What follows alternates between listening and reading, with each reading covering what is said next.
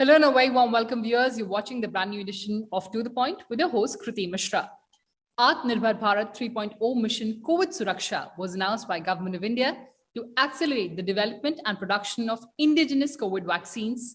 And Hyderabad-based Indian Immunologicals Limited, the public sector unit under the National Dairy Development Board, has announced that it has been working on an indigenous vaccine for COVID-19. And joining us today on the program is Dr. K. Anand Kumar, Managing Director of Indian Immunological Limited.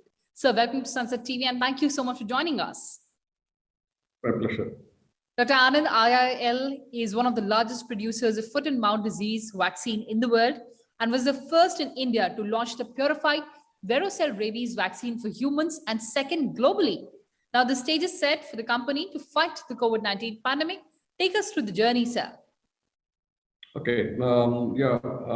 As you rightly said, Indian Immunologicals Limited is a subsidiary of the National Dairy Development Board and was established in 1982 with the sole purpose of making animal vaccines. And we started with the foot and mouth disease vaccine, and we are one of the largest producers in the world.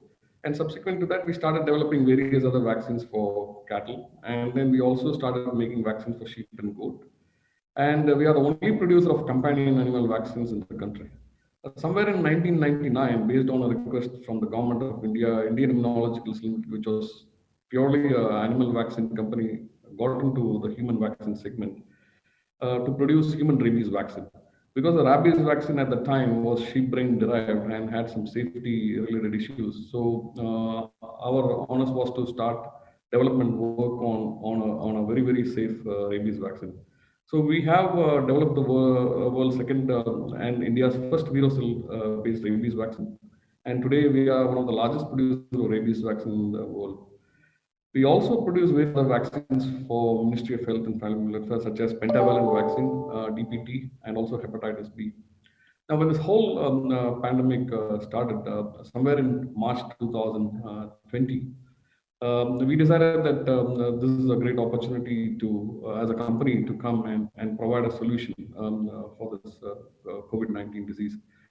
So what we did is, as you know, there are various platforms available to develop a vaccine. And what we had in mind is, because we realized very early that this is a vaccine that has to be administered to the entire population of the country. So which means that you have to administer vaccines to more than 1 billion people. So we have to bear in mind that there are some criteria that we use. One, it should be a platform or a technology that can be adapted quickly to our manufacturing facilities that we have. Because no point in going for a technology where we have to totally build a new plant or design an entirely new process. So we want to make sure that what we are working on fits in very well with our manufacturing setup. Next is we wanted to have a vaccine which is very, very cost effective, because for a population of this size, and if you have to vaccinate people at all ages, then it becomes very, very demanding on the government if they have to spend a lot of money. So we always wanted that it should be very, very cost effective.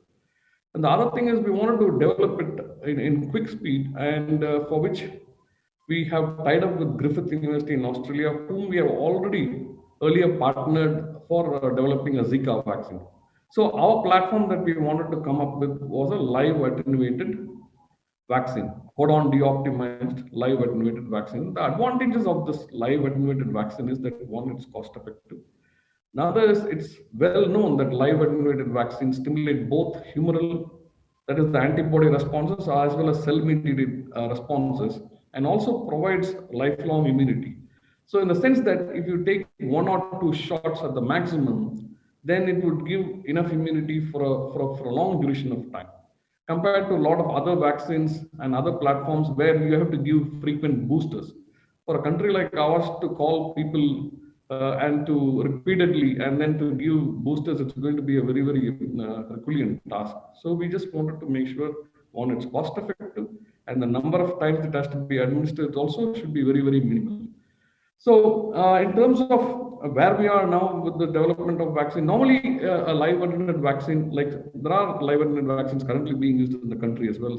For example, the measles vaccine, the rubella vaccine, and normally it would take about 7 to 8 years to develop a live attenuated vaccine. But what we have done is there is a technology called codon deoptimization technology, which Along with our collaborators in Australia, Griffith University, we have now developed this in about a year's time. So that's rapid speed given the challenges having to use this particular technology. Now, as I speak to you, we have successfully completed studies in mice and in hamsters. We are getting very good immune response, and also it's been demonstrated that it's safe in these two animal species. Now, we are actually undertaking a study in France where we will do studies in non-human primates. And subsequently, when the results are available, most probably by August end, we will be making an application for human trials in India. So All that's right. the kind of development. Yes, sir.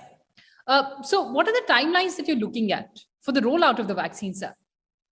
So we are, I mean, if we start our trials like probably end of August, where we seek permission, and if they see if, I mean, these days the Drug Controller General of India's office, they're also working, extremely hard to ensure that all the application proposals are reviewed in quick time, and then approvals are also given. So we are hoping that we should have the vaccine in the first quarter of next year, having completed all the phase 1 and trials as well. So as you said, that development of vaccine takes 8 to 9 years. And now it was in 1 year that the entire procedure was worked upon. In such a scenario, what are the questions on efficacy? How is the entire process carried on? See, in a pandemic situation like this, you cannot do everything real time. In the sense that you cannot determine, under typical normal circumstances, you would determine various factors, including duration of immunity upfront. But now there's no time for all that. So like all other companies which have been licensed, some of these studies would have to go parallel. All you have to do is initially you need to prove that it's safe, and then you have to prove that it stimulates enough antibody response.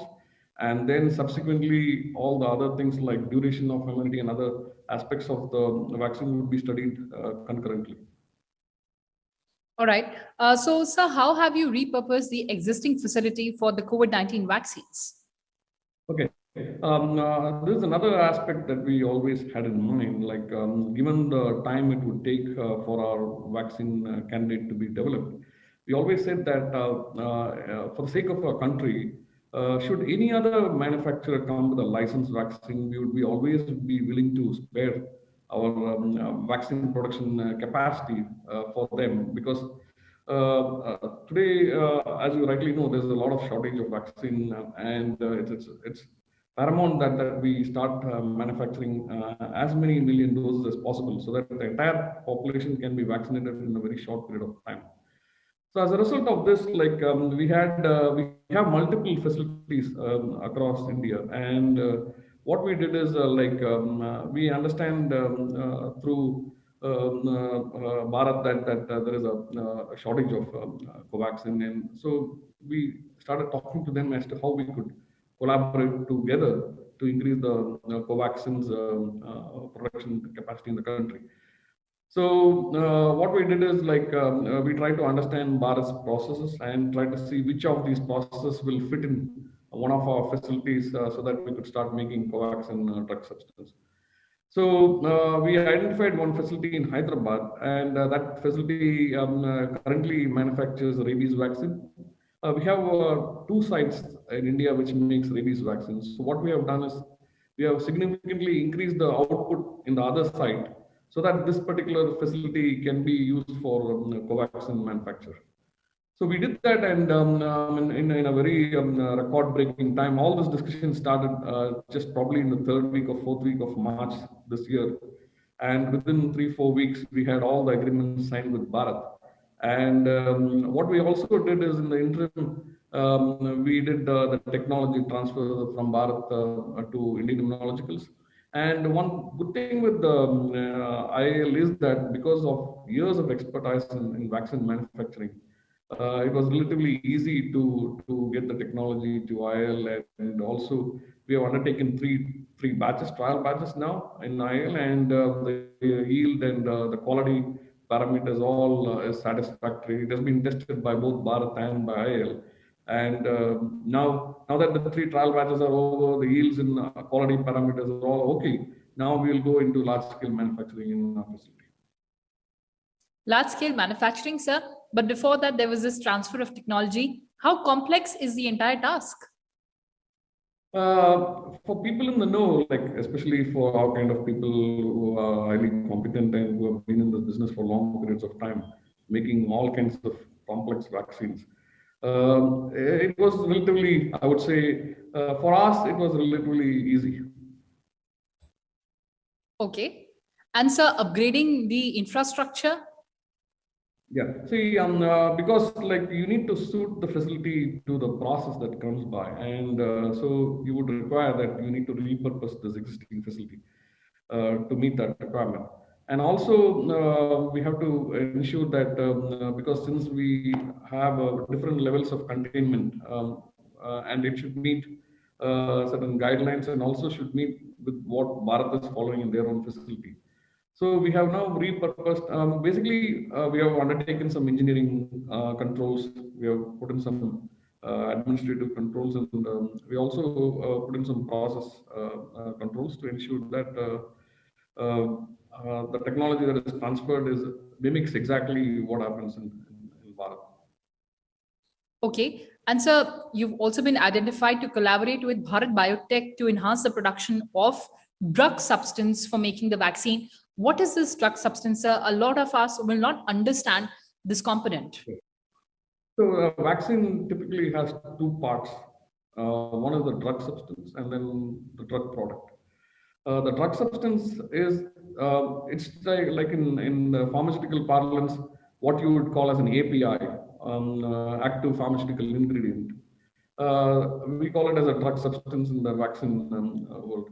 So the drug substance is the most complex part in the sense that it is the part where you actually have to grow the virus, purify the virus, and also ensure that all the other impurities all removed from the virus. So that's the most difficult part in vaccine manufacturing. It's like almost like 80 to 90% of vaccine manufacturing is on the drug substance part. Okay. So once you made the drug substance, then probably then the next stage would be to make the drug product. So when you want to make a drug product, it would mean that you would take the drug substance and then you would add a certain buffer, you would add some stabilizers, you would add some preservatives. So that becomes now and then you fill it in vials and then you stop for it. And that becomes the vaccine in a vial form. So that's the drug product. So we are going to now make the drug substance, which is the bulk, and then provide it to Bharat. And then Bharat will then formulate it with an adjuvant, and then we'll fill it into vials and then stopper it. So Bharat's responsibility is to make the drug product. IL's responsibility remains to make the drug substance. All right, sir. This is perhaps for the first time that we are facing this kind of contingency or emergency. What are the challenges that the company is facing right from making the drug substance to even developing an indigenous vaccine? See, currently, as I said, the technology transfer aspects have gone relatively smoothly between the two companies, and we don't see any problems in the technology side. And since logistics, it's not a difficult task either because our companies are situated hardly 10 kilometers away. So just making the drug substance and then delivering it to Bharat doesn't have to travel several miles. So that logistics part is also well taken care of.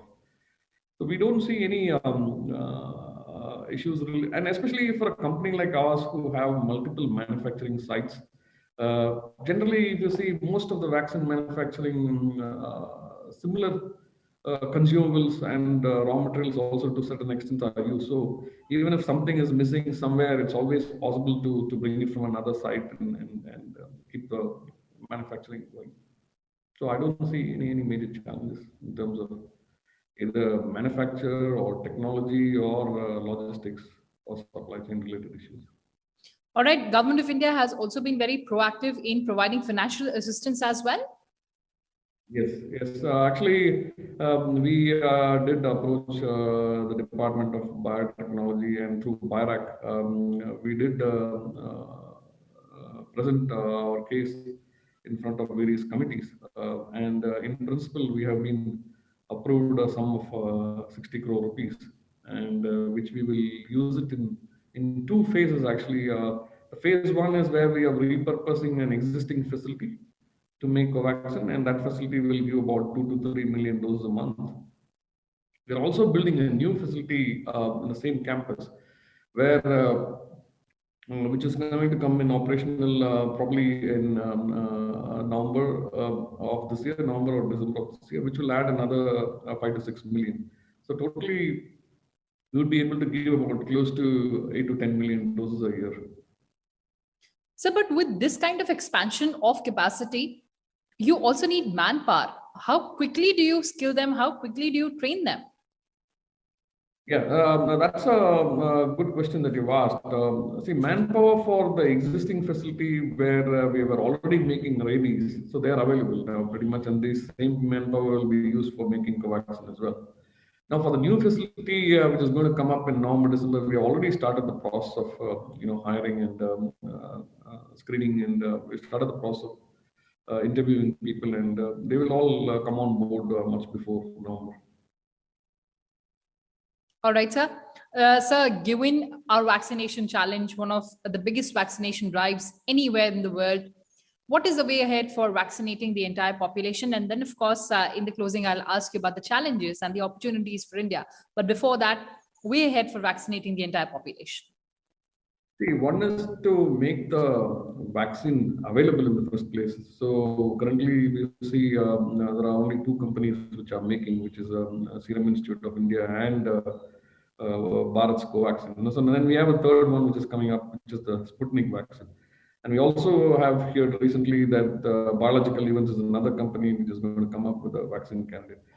So as more and more vaccines are now available, then we would get to a certain size as to the number of doses that are required for the country would be close to at least about 800 million to 1 billion doses. So once that is done, then the next is the administration and the program which is handled by Ministry of Health and Family Welfare.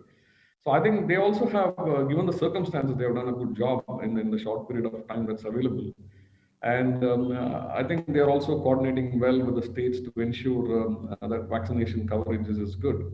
One of the things is that we need to really be careful about is vaccine wastage, because these are all multi-dose vials. That means they are all 5-dose or 10-dose vials. So if you don't get 10 people, then you are bound to throw that vial at the end of the day. So I think proper planning and should definitely reduce wastage. And as a result of reduction of wastage, that vaccine would be available to many people.